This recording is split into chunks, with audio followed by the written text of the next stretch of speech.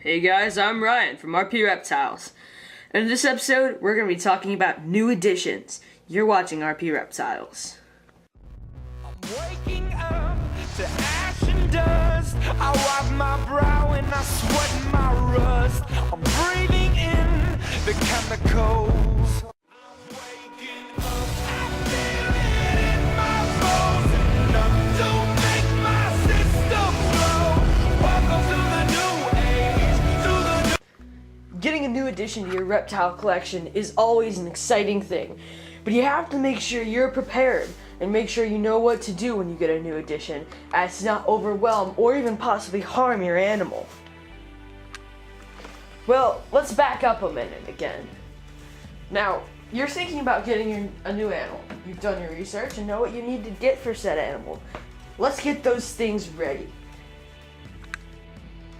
The best thing to do if you're getting a new addition is have the supplies ready for your animal once you get it. You don't want to be caught off guard and have to get your supplies at the same time you're getting your animal. That could be a very bad thing if you don't have enough money. Say you get your animal but you don't have enough supplies to get some of the essential things they need, like their heating, lighting, decor, or etc. You have to make sure you have everything you need for the setup before you actually get the animal. Now, when it comes to getting a new animal, there are a few things you need to think about. You want to make sure that, one, the animal is healthy. Two, it's the animal you're actually looking for if you're trying to breed, or you're looking for like genetic purposes or any like morphs just for aesthetic purposes. And three, it's a price you can pay.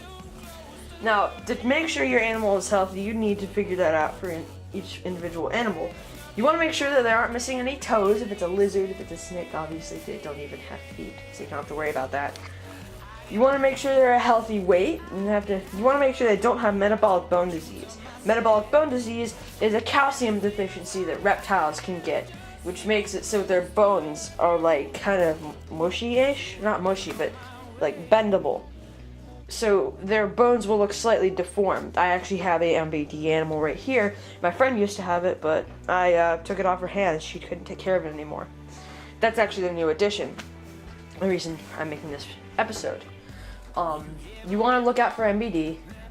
Mites. You want to look out for mites. Mites are these little tiny things that are often found on snakes. They're these little tiny bugs that suck their blood.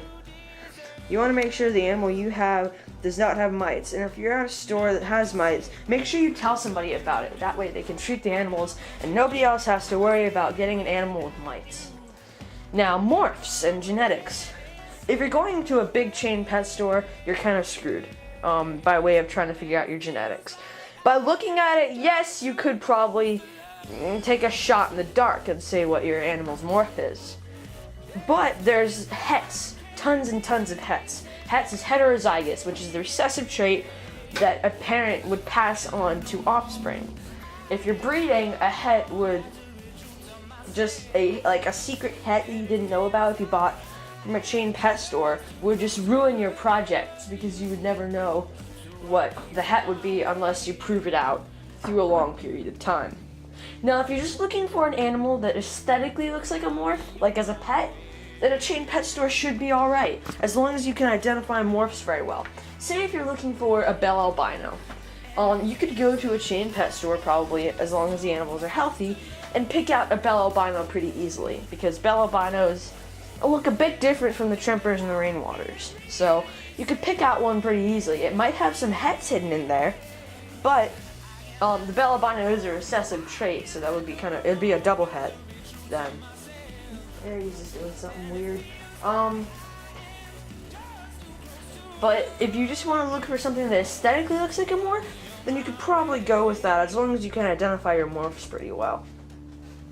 And finally, price. You want to make sure you can get an animal that is a reasonable price. If you buy like a leopard gecko, like a normal leopard gecko, for like $70, you're getting ripped off. Unless it's a really high-end, high-quality leopard gecko from a breeder, you're getting ripped off. If you just want a normal leopard gecko, you could probably get one of those for like $30.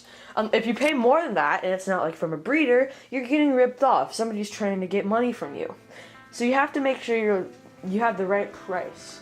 Alright, so you've bought your animal, you have your setup, you know all the facts on how to take care of it. Now, you're gonna take it out and handle it as much as you can? No. When you get a new reptile, it is imperative that when you get it, you leave it alone for at least 2 days. If you don't do this, your animal will get extremely stressed out, and this could actually cause some health issues. They could not eat, and this could lead to very bad things.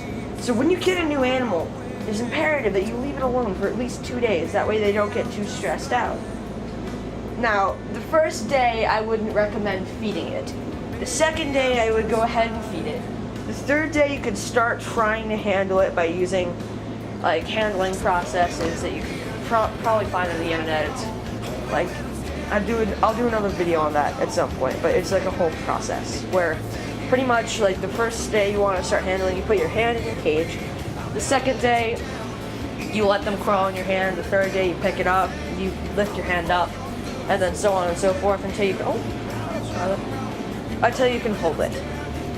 But you want to make sure the first 2 days you do not even think about handling it. I know it's really hard, but it's really tempting to handle them, but you have to not handle them. It could seriously stress them out, and it can actually cause some health issues for your animal. So it is absolutely imperative that you do not handle your animal for the first 2 days you get it. After the first 2 days, it's pretty much smooth sailing. You can take out your animal, handle it, feed it, do all the things you would do with a normal pet reptile. It's pretty easy and pretty simple, and when you get a new reptile, it's always really rewarding because you know you have a new little friend. So that has been RP Reptiles, what to do when you get a new addition. Thanks for watching, guys. Don't forget to comment, rate, subscribe, and support this series. New episodes will be coming soon. I know I've been kind of slacking on them, but new episodes will be coming soon. Hit like for little Scarlet there. And an awesome video. Oh, she's hungry. Like, look at this. And thanks for watching, guys. This week's shout out is for Garcia Geckos. He's a really cool guy, a friend of mine who has lots of cool leopard geckos and is actually breeding this year. He's got tons of amazing leopard geckos and takes fantastic care of them. He's got tons of informative videos and just a lot of amazing stuff. Go check his channel out if you haven't already. Thanks for watching RP Reptiles, guys.